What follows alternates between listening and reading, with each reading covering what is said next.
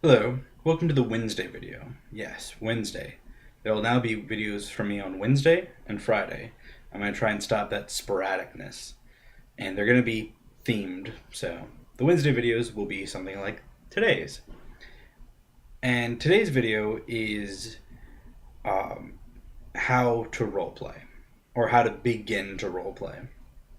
Because one of my players recently, who's brand new, like they, I I was there when they first started playing, and they've only been playing for maybe 6, 7 months.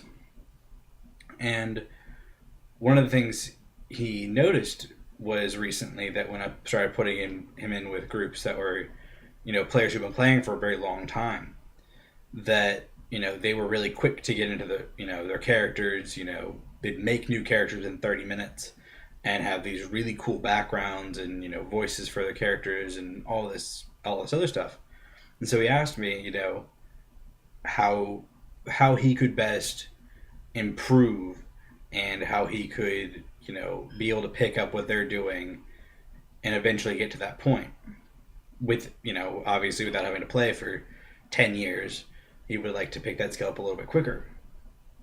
So, this video is essentially my answer that I gave to him, and that hopefully other people on the internet will find either helpful for explaining to their own players, helpful if they're brand new to the hobby, or will get people thinking about how they do it so that they can explain it better to their players. You know, all in all, the hope is that it's helpful. So when I was asked this question of how to roleplay, how to do that skill, I had to think about it for a little bit, and I finally decided that I explained to him that when I go to build a character, when I go to, then add voice and life to that character, that the first thing I like to do is find out what I want the character's core ideology to be, their core element. Are they, pious? Are they honorable? Are they greedy? Are they, backstabbing? Do they have trust issues? This, that, and the other. Something that is unlikely to change dramatically for the character throughout entire play. And if it does, it's, very big moments for the character. Something that if that core element shifts either, positive or negatively, that it'll affect everything for the character because that is, their core. So I explained to him that is really the first step, is deciding what your core is, because once you've decided your core, it begins to become easier to figure out, how your character would react to various and sundry situations.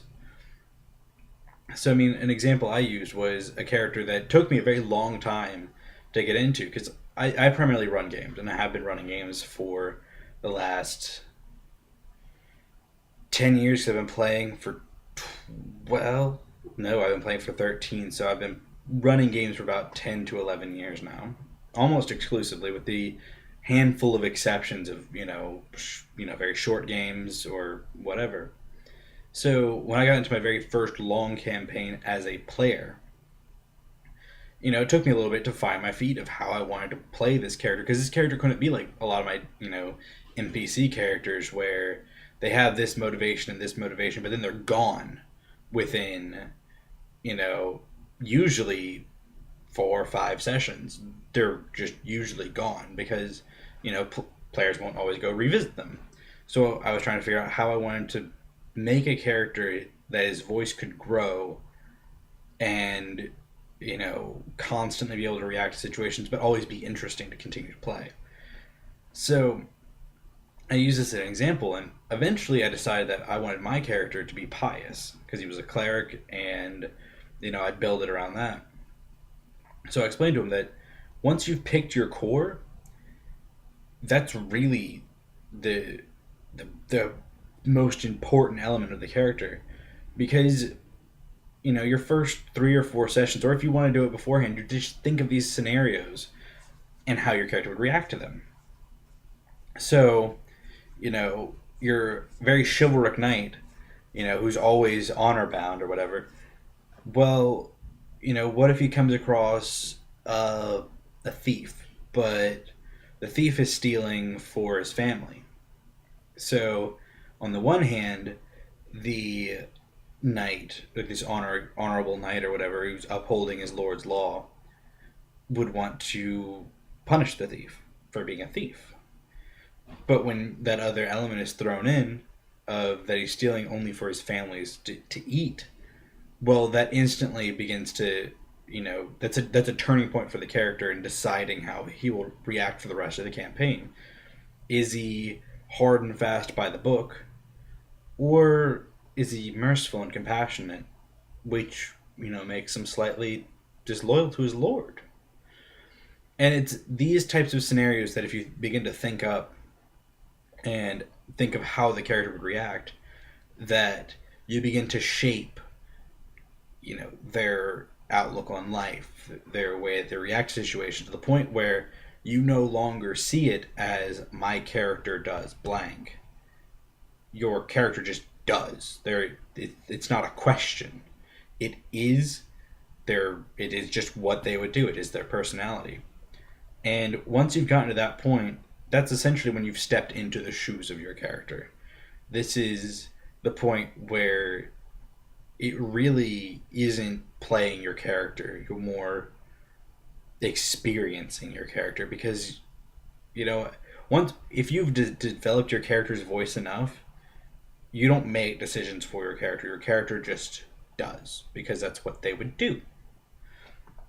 And I explained that to him, that it's a little bit of figuring out what your core is, and the other part is figuring out how does that core affect the other elements of his life.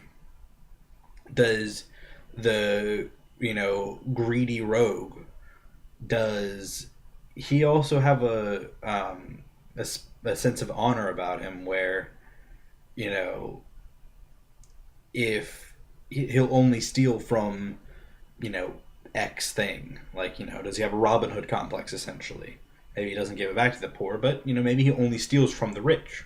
Maybe that's his thing. So that's how I explained how to roleplay: is develop your core, the core element of your character, and honestly, everything else just falls into place. A voice will develop from whatever you've picked as your core, because the pious zealot will probably have a very hard and fast voice, like he's you know blazing fire, holy wrath, whatever.